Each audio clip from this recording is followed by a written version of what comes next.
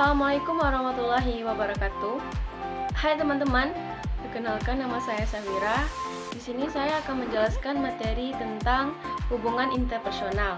Nah, hubungan interpersonal atau yang disebut dengan interpersonal attraction adalah ketertarikan atau penilaian diri kita terhadap orang lain.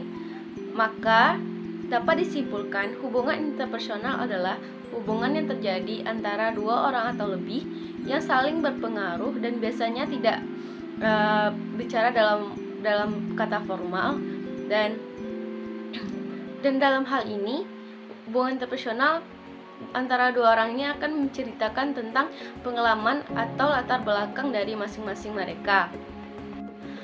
Nah, hubungan interpersonal atau interpersonal attraction ini dapat terjadi karena beberapa faktor. Yang pertama itu yaitu faktor internal, dan yang kedua faktor eksternal, dan yang ketiga faktor interaksi. Faktor internal ini juga terbagi menjadi dua, yaitu karena kebutuhan manusia untuk berinteraksi, dan kedua perasaan. Dapat dijelaskan, manusia atau di mana saja mereka pasti membutuhkan orang lain, dan dimanapun dia pasti membutuhkan orang lain untuk berinteraksi atau berbicara untuk mendapatkan informasi. Yang kedua perasaan. Manusia berbicara menggunakan perasaannya.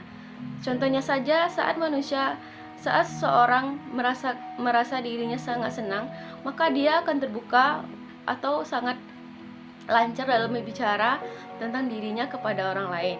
Tapi sebaliknya, jika manusia tersebut sedih, maka dia akan sedikit kurang dalam berbicara dan tidak merespon apa yang dibicarakan orang lain. Nah, faktor selanjutnya yaitu faktor eksternal. Faktor eksternal ini juga terbagi menjadi dua. Yang pertama yaitu karena kedekatan, dan kedua daya tarik fisik. Kedekatan ini maksudnya saat seseorang merasa dekat terhadap orang lain, otomatis dia akan nyaman dalam berbicara apapun tentang dirinya kepada orang lain tersebut.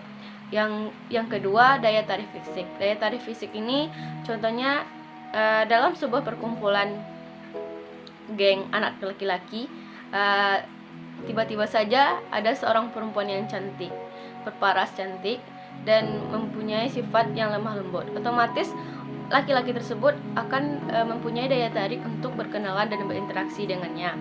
Faktor yang terakhir yaitu faktor interaksi. Nah, faktor interaksi ini juga terbagi menjadi dua, yaitu karena persamaan perbedaan. Yang selanjutnya ya karena reciprocal receiving, suka kita atau tidak suka kepada orang lain.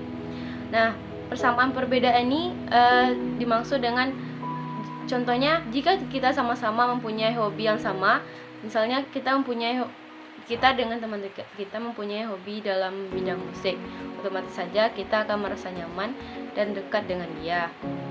Perbedaan ini contohnya kita berbeda-beda dalam memenuhi kebutuhan. Otomatis saja jika seseorang memiliki apa yang tidak kita miliki dan kita memiliki apa yang tidak dimiliki orang tersebut, otomatis kita berdua atau kita akan bisa saling berbagi dalam hal yang kekurangan kita.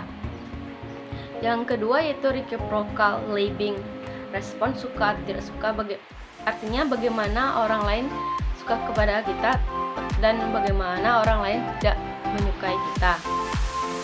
Baiklah, saya akan menceritakan sebuah kasus. Yang pertama yaitu tentang kasus ketidakjujuran pasien yang terjadi di beberapa daerah Indonesia, yang mana semakin menegaskan bahwa nilai luhur kejujuran di tengah masyarakat sedang diuji. Karena telah terjadi sebanyak 46 tenaga medis kesehatan di Semarang harus dikarantina karena terpapar COVID-19 akibat salah seorang pasien yang terjangkit corona tidak mengatakan kepada tenaga medis bahwasannya mereka telah berada di zona merah. Hal ini akan memicu bertambahnya orang yang terjangkit COVID-19. Dalam hal ini dapat kita jelaskan bahwasanya hubungan interpersonal antara pasien dan tenaga medis sangat diperlukan untuk memberantas atau menanggulangi terjadinya COVID-19 di Semarang tersebut. Interaksi antara pasien dan atau ketertarikan pasien dalam mengatakan penyakit mereka kepada tenaga medis sangat dibutuhkan untuk bagaimana mereka untuk sehat kembali dan sehingga tidak terjadinya penularan yang banyak terhadap COVID-19 kepada orang lain. Baik, itu saja yang dapat saya sampaikan. Kurang dan salahnya saya mohon maaf. Saya akhiri. Assalamualaikum warahmatullahi wabarakatuh.